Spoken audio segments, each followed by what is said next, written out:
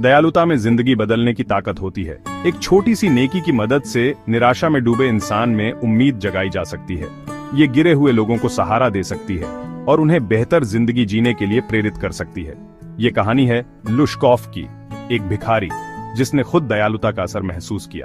लुश्कॉफ झूठ और धोखे के चक्रव्यूह में फंसा हुआ था। उसने भीख मांगने की जिंदगी को अपना लिया था। लोगों की सहानुभूति पाने के लिए झूठी कहानियां गढ़ता था। वो मानता था कि यही उसका एकमात्र सहारा है, जीने का एकमात्र तरीका। लेकिन किस्मत को कुछ और ही मंजूर था। एक दिन उसकी मुलाकात हुई सर्गेई से, एक नेक दिल वकील जिसने उसके झूठ को पहचान लिया। सर्गेई ने लुश्कॉफ को अपने धोखेबाज तरीकों से आजाद होने की चुनौती दी और उसे एक सम्मानजनक जिंदगी जीने का रास्ता दिखाया।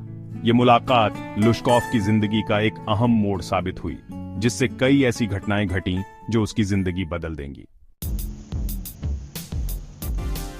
लुश्कॉफ सर्गेई के पास एक बनावटी कहानी लेकर गया। उम्मीद थी कि उसे दया आएगी और कुछ पैसे मिल जाएंगे।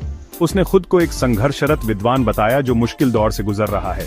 उसने दावा किया कि उसे काम की सख्त जरूरत है और किसी भी मदद के लिए वो आभारी रहेगा।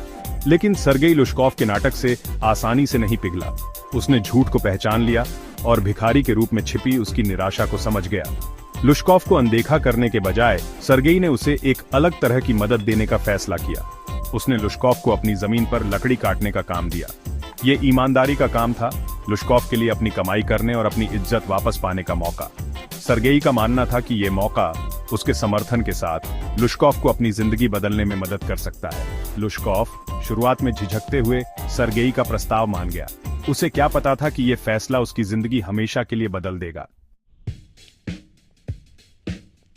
सर्गेई के घर पर लुश्कॉफ की मुलाकात ओल्गा से हुई, जो वहां खाना बनाने वाली थी।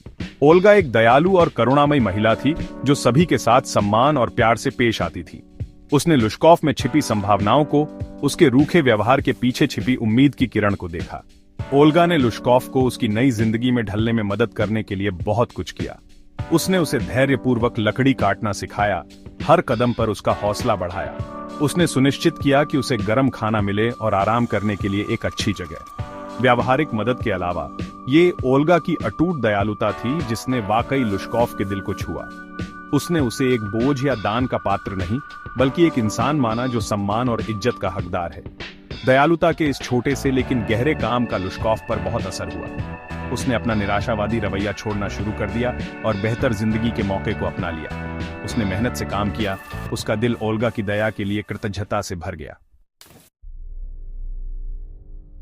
ओल्गा के विश्वास से प्रेरित होकर लुश्कॉफ की जिंदगी में एक नाटकीय बदलाव आया। उसने मेहनत को अपना लिया। उसका दृढ़ संकल्प एक नए उद्देश्य से भर गया। उसने पढ़ना लिखना सीखा। उसका दिमाग नई संभावनाओं के लिए जागृत हुआ। साल बीत गए और लुश्कॉफ का पूरी तरह से रूपांतरण हो गया। वो अपने अतीत से ऊपर उठ गया। एक नोटरी के रूप में सम्मानजनक पद हासिल कर लिया।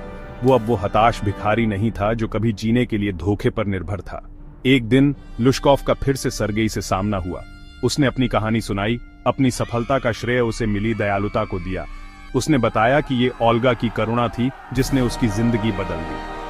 लुश्कॉफ की कहानी दयालुता की ताकत का प्रमाण है। ये दिखाती है कि कैसे उदारता का एक छोटा सा कार्य आशा की चिंगारी जला सकता है, जिससे असाधारण परिवर्तन हो सकता है। ये हमें याद दिलाती है कि हर कोई, चाहे उसका अतीत कैसा भी हो, अपने आप को सुधारने और एक संपूर्ण जीवन जीने